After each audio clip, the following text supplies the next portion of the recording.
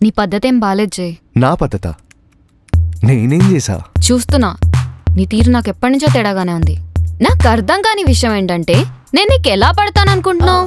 Dialogue జై. హా? ఓ డైలాగా? నువ్వు అంత మాట అనుకో. నిన్నెంతగానో ఇష్టపడ్డాను, తట్టుకోలేను. ఇది మరీ ఓవర్ డ్రామాటిక్ అయిపోయింది జై. ఇంత ప్రేమకు అంత డ్రామా లేకపోతే ఎలా?